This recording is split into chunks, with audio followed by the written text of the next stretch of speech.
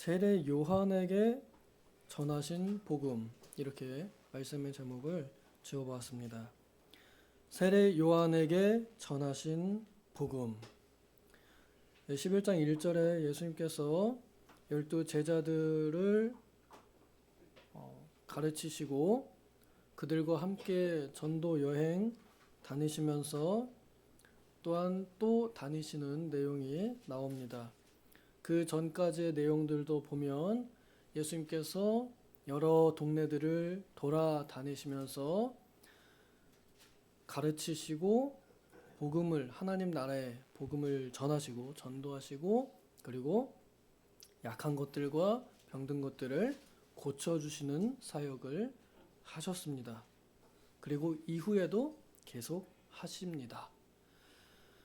갑자기 세례 요한이 감옥에서 자기의 제자들을 보내서 예수님께 질문을 한 겁니다. 예수님을 그리스도라고 최초로 지칭해서 보라, 하나님의 어린 양이로다 하고 예수님을 메시아로, 하나님의 어린 양으로 먼저 보고 전파한 사람이 세례 요한입니다.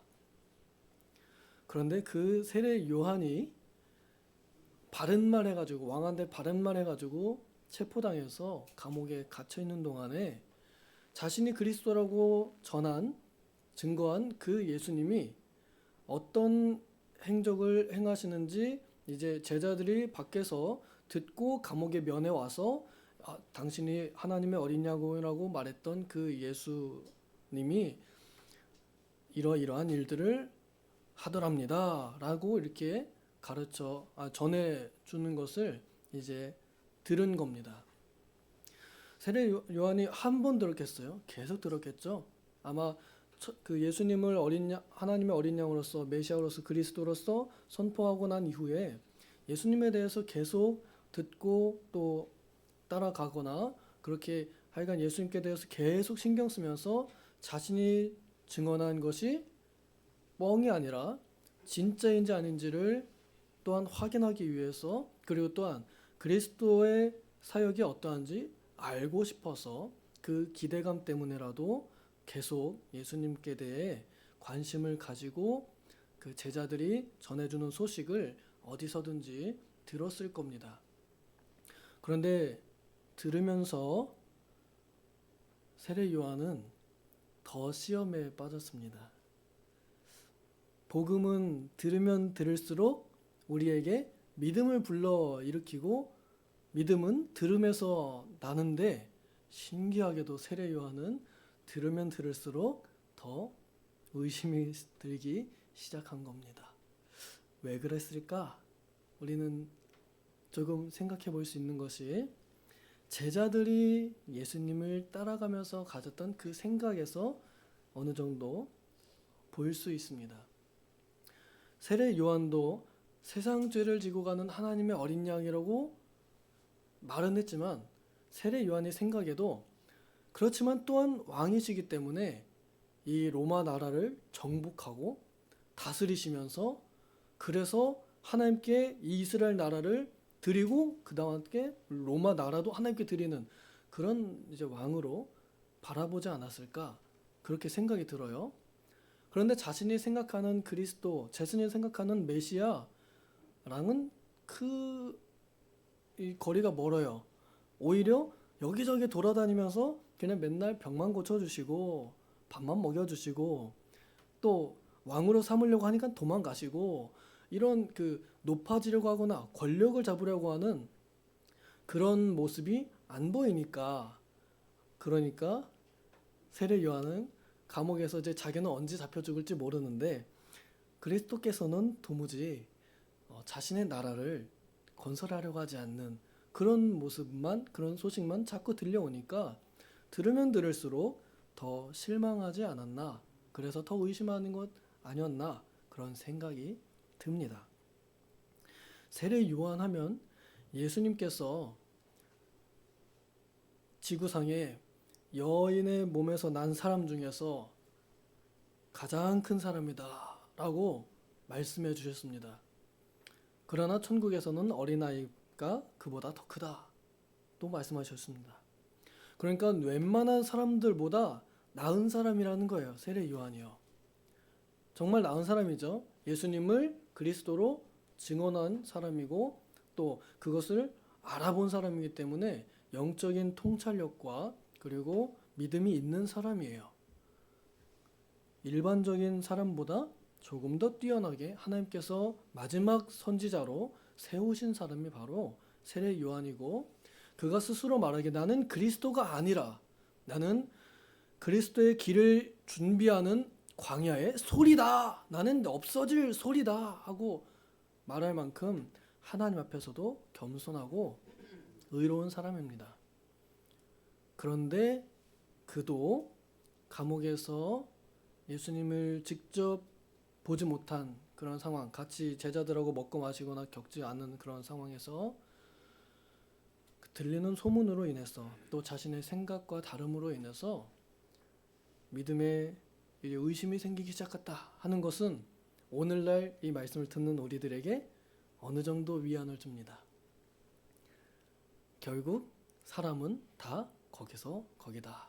결국 사람의 연약성은 거기서 거기다. 아무리 세례 요한이라 하더라도 이럴 때가 있구나라는 것을 우리는 이해할 수 있고, 그래서 내 믿음이 연약해지는 것도 이상한 일이 아니다라는 것도 이해할 수 있습니다. 그러면 다른 사람이 내가 볼 때는 저 사람이 권사라며, 저 사람이 장로라며, 저 사람이 목사라고 하는 그런 것도 어떻게 돼요? 이해가 될 수밖에 없습니다.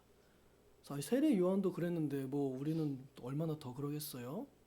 그래서 하나님 앞에서 의롭다 할 사람이 아무도 없음을 인정하게 되고, 그러면 그제서야 비로소 다시 한번 나의 유일한 의의 근원이신 그리스도를 바라볼 수밖에 없습니다.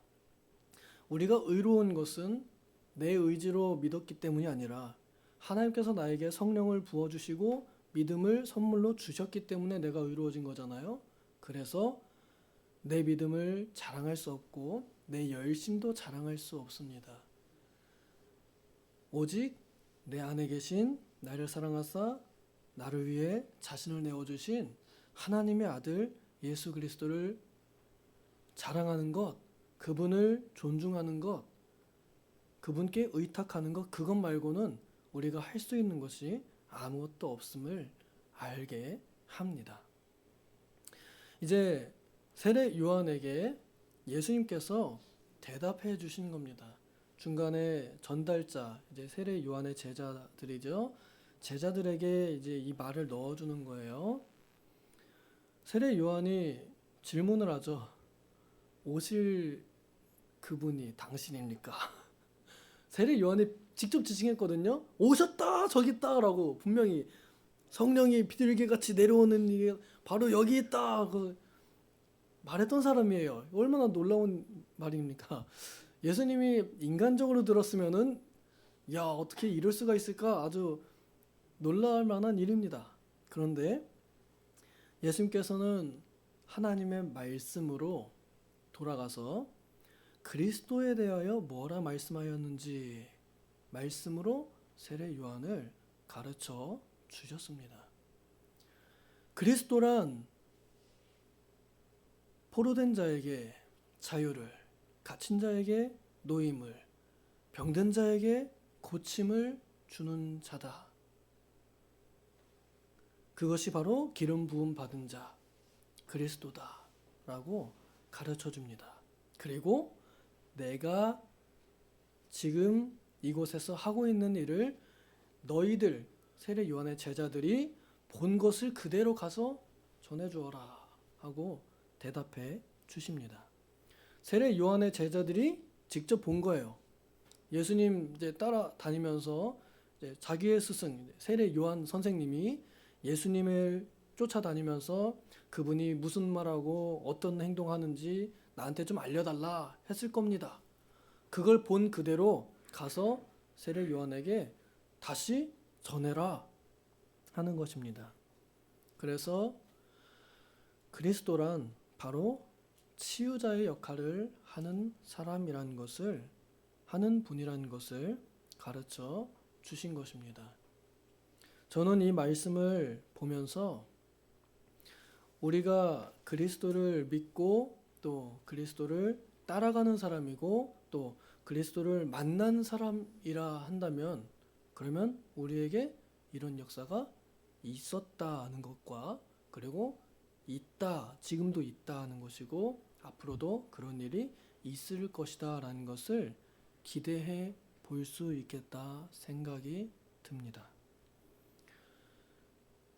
세상 사람들이 돈이 많고 몸이 건강하면 복음을 듣지 않습니다.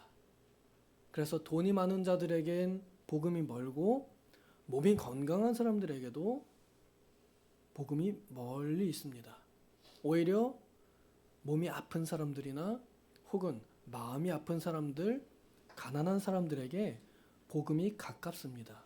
예수님 오신 그 당시에도 가난한 자에게 복음이 전파되었고 먼저 되었습니다.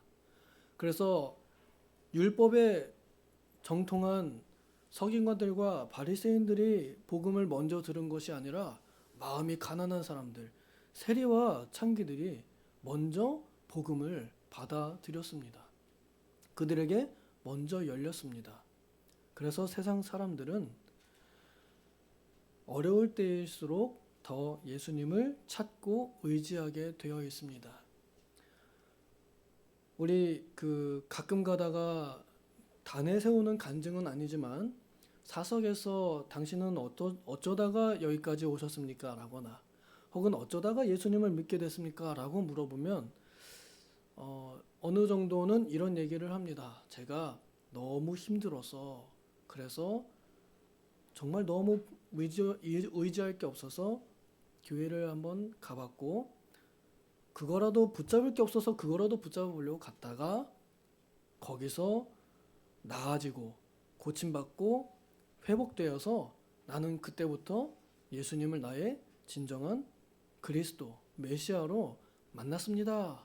나는 그때부터 이제 예수님을 믿기 시작했습니다. 라고 말하는 증언을 들어볼 때가 있습니다.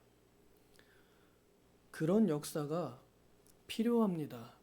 우리 사람들에게, 특히 연약한 사람들에게 그리스도의 능력은 여전히 필요합니다. 우리가 몸이 아프면 의사 선생님이 필요하죠. 그 몸의 의사 그리고 영혼의 의사이신 그리스도가 필요합니다. 그리고 그리스도께서는 영혼의 의사로 오셨지만 육신도 고쳐주셨습니다. 예수님 믿으세요 라고 이렇게 해놓고서 가난한 사람한테 아무것도 안 도와주고 예수님 믿으세요 라고 하면 그 사람이 믿나요? 안 믿을걸요? 근데 그 사람한테 집을 사주고서 예수님 믿으세요 이러면 어때요? 다 교회를 나올 겁니다. 우리 김현복 목사님께서, 이병규 목사님의 스승 목사님께서 그렇게 하셨습니다. 집을 사주고 교회 일꾼으로, 교회 성도로 세우고 쓰는 겁니다. 말로만 하는 것이 아니라 실제로 그렇게 해서 그 사람이 그 혜택을 느끼고 입고 체험할 수 있도록 예수님께서는 작지만 육신의 질병 혹은 재물의 문제들, 이런 것들을 해결해 주셨습니다. 이것이 바로 예수님께서 그리스도라는 증거라고 스스로 세례 요한에게 복음으로 전해 주셨습니다. 이 내용은 사실 원래 세례 요한이 알고 있는 내용이고 원래 자기가 듣고 있었던 건데요. 근데 예수님께서 다시 한번 확증하시는 겁니다. 나는 말씀 그대로 치유자로 왔다. 네가 듣고서 다시 믿음을 굳게 해라. 나는 여전히 그리스도로서 당당하게 활동하고 있다. 그리고 정말로 이전에도 고쳐주셨고 앞으로도 계속 고쳐주십니다. 그 다음에 보니까 눈 멀고 입 막힌 눈먼 벙어리를 고쳐주신, 귀신 들린 이 사람을 고쳐주신 역사가 또 여기 바로 이어서 기록되어 있습니다. 그 전에도 계속 나병 환자, 맹인 고쳐주십니다. 안 고쳐주시고서는 이 사람들이 잘 못 믿으니까 안 고쳐주셔도 이 사람들이 믿으면 어떻게 돼요? 천국 갑니다. 근데 그걸 믿게 하기 위해서 이게 어느 정도 필요하기 때문에 예수님께서는 그냥 보너스로 이렇게 고쳐주시듯이 하신 겁니다. 근데 그것이 그들에게는 매우 절실한 문제들이었습니다. 눈 앞 못 보는 사람, 부자 되는 것보다 봤으면 좋겠고, 중풍병자에게 부자 되는 것보다는 그 중풍에서 놓여서 일어나면 좋겠고, 나병 환자들 부자는 못 되더라도 나병이라도 다 나았으면 좋겠고, 벙어리 부자는 못 되더라도 말이라도 제대로 할 수 있었으면, 할 말이라도 하고 살 수 있었으면, 귀신 들린 사람 부자는 못 되더라도 귀신이라도 안 들었으면, 그런 삶의 아주 간절한 요소들을 예수님께서 고쳐주셨습니다. 그리고 이미 돈 많지만 가난한 세리 마태 같은 사람들, 돈은 많은데 친구가 없는 자에게, 삭개오에게 와라, 내가 너네 집에 가서 같이 놀아야겠다 친구해 주시고, 창기들 죄 없다고 아무도 정죄하지 않는다, 나도 너를 정죄하지 않는다 하면서 지켜주시고 보호해 주시는 그러한 역사로 예수님께서는 그리스도의 사역을 감당하셨습니다. 오늘날도 이 그리스도께서는 살아계시고 우리와 함께 하시고, 그리고 교회의 반석이 되시고 교회의 자체가 되셔서 그리스도의 이 역사는 끊어지지 않고 계속 일어납니다. 그래서 예수님께서 영으로 우리와 함께 계시면서 그 능력으로, 부활의 능력으로 능히 죽을 몸도 다시 살리시는 역사를 나타내십니다. 그러면서 자꾸만 교회에게 생명력을 불어 넣어주시는 거예요. 내가 진짜 길이다, 내가 진짜 생명이다, 그래서 나는 진짜다, 진리다, 여기 말고는 천국 갈 길이 다른 길이 없다, 이거 말고는 옳은 길이 없다라는 것을 눈으로 보이지 않게 계시면서 하십니다. 특별히 우리 성도들의 기도를 통하여 하십니다. 이 땅에서 두세 사람이 그리스도 예수님의 이름으로 합심하여 기도하면 하늘에 계신 아버지께서 이 땅에 있는 그들을 위하여, 우리들을 위하여 이루어 주시는 역사로 그리스도께서는 그의 이름으로 불리는, 올려지는 모든 간구를 보좌 우편에 계신 하나님 아버지께 직언하면서 아버지 병 낫게 해 주시옵소서, 우리가 하는 기도를 그대로 하는 겁니다. 그래서 그리스도께서는 여전히 이 치유의 사역들을 하신다는 겁니다. 요즘 들어 우리 옛날에도 그랬지만 우리 교회 많은 절박한 성도님들이 소식이 들려옵니다. 그분들 한 사람 한 사람 소식을 듣고 보면 그것이 내 일이라 그러면 나는 그것이 얼마나 두렵고 얼마나 아플지 상상이 안 갑니다. 만약에 나에게 그런 일이 일어났다 그러면은 그리스도는 나와 얼마나 거리가 있는가 한번 생각해 볼 법도 합니다.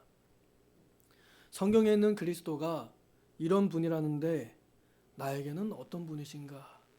정말 내 병도 고치시고 나를 이 수술대 위에서 편안하게 다시 내려오게 회복시키실 분이신가 생각해 볼 법도 합니다. 저는 바라건대 그리스도께서 정말 살아계심을 믿는 모든 우리들 가운데 오늘도 이와 같이 역사하시기를 소망합니다.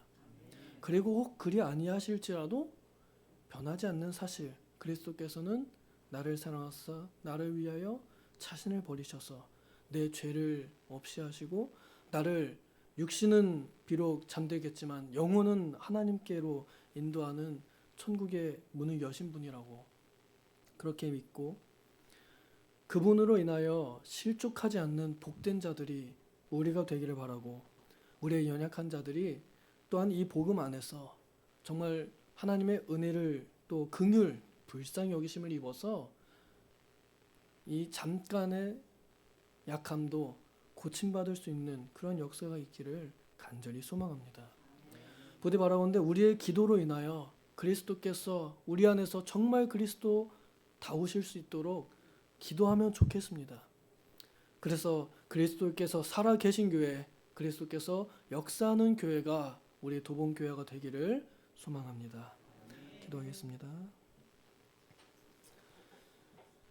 하나님 아버지, 세례 요한에게 그리스도께서 하시는 일을 전하시며 낙심한 세례 요한에게 복음을 전하심으로 그에게 당당한 믿음으로, 굳건한 믿음으로 기꺼이 순교할 준비를 시켜주셨습니다.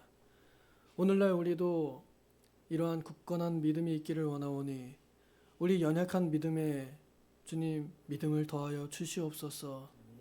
그리하여 정말로 그리스도께서 오늘 이 시대 우리 가운데 살아계심을 이렇게 역사하여 주시옵소서.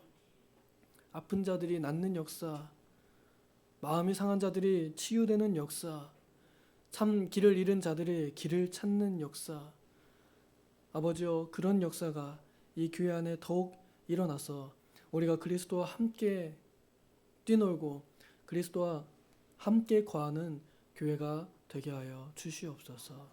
감사드리며 예수님의 이름으로 기도하옵나이다. 아멘.